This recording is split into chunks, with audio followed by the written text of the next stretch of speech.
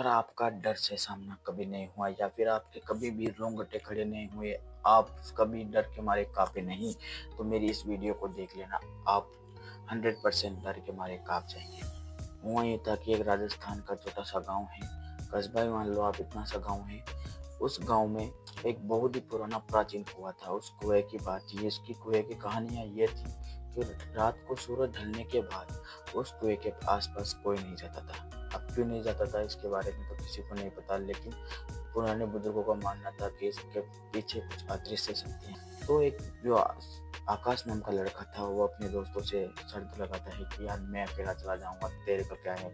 ऐसे ऐसे हम जब दोस्तों के साथ वो गुलाटी मारते हैं, जोर जोर से करते हैं ना अपने आप को शान पट्टी दिखाने के मामले में, तो उसने भी इसी तरह कुछ किया।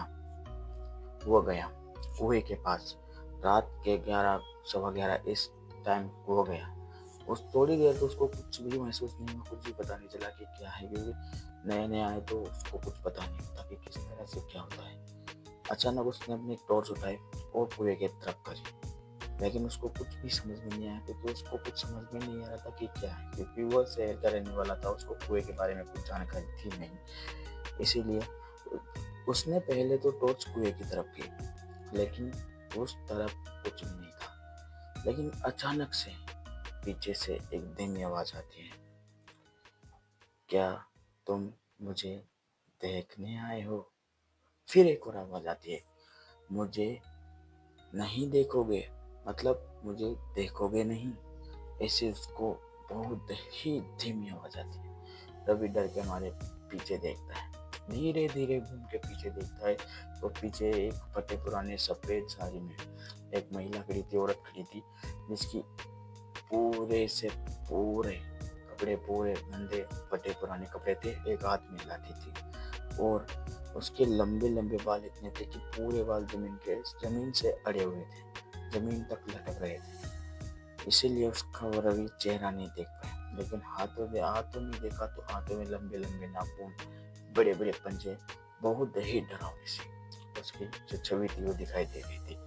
रवि थोड़ा सा डर गया और वो डर के मारे वहां से थोड़ा जब भागने लगा, लेकिन वो जहां तक भी भागता गया हर बार उसके सामने आ जाती थी। और इस बार जब रवि ने उसको सामने देखा, पूरी नजर भर के उसके चेहरे को, उसके शरीर को सब देखा, तो रवि वहीं के वहीं खड़े के खड़े कांप उठा, क्योंकि उस औरत की आंखें पूरी की पूरी काली थी, चेहरे पर डरावनी मुस्कान और पूरा सफेद चेहरा, इतना डरावना कि क्या बताएं।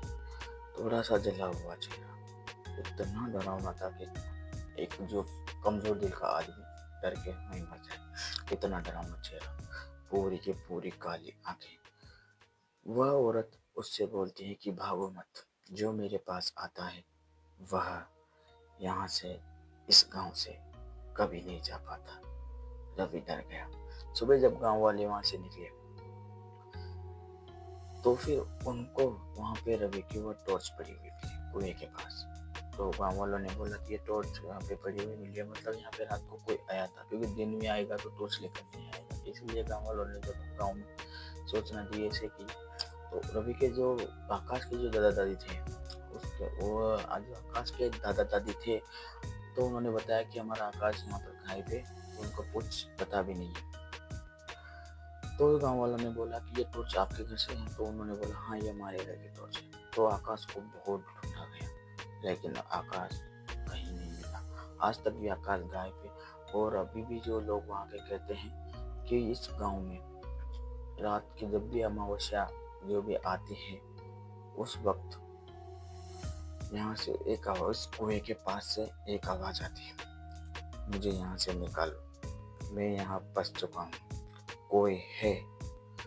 गांव वालों का कहना है कि अगर उस आवाज को सुनकर अगर उस कुएं के पास चले गए, तो जो भी उस कुएं के पास जाएगा या फिर उस आवाज का जवाब देगा, अगला नंबर उसी का होगा। वह जो चुड़ैल है या फिर जो भी है आत्मा, वो उसे अपने साथ ले जाएगी। अब इसके बारे में कुछ पता नहीं है कि क्या है क्या नहीं, लेकिन ऐसा गांव वालों का मानना है। आपको क्या लगता है गाइस, क्या सच में कुछ हुआ है वहाँ पर, या फिर यह एक भ्रम है? क्या वहाँ पर आकाश सच में गायब हुआ था, या फिर आकाश को किसी ने मार दिया? वेल, हमें इस बारे में कुछ भी नहीं पता, ये काल्पनिक कहानियाँ भी हो सकती है, मैं इसकी पूरी गारंटी दे नहीं सकता। सिर्फ मैं आपको मनोरंजन के पर्पज से आप इस कहानी को सुनिए और डरते रहिए यार, जिंदगी का यही तो मजा है, डरो और मजे करो। सब्सक्राइब तो कर ही दिया करो यार, मोटिवेशन अच्छा मिलता है। वैसे मैं ट्राई कर रहा हूँ और अच्छी अच्छी कहानियाँ लेकर आने का, तो आप प्लीज़ सपोर्ट मी यार। Okay, bye guys.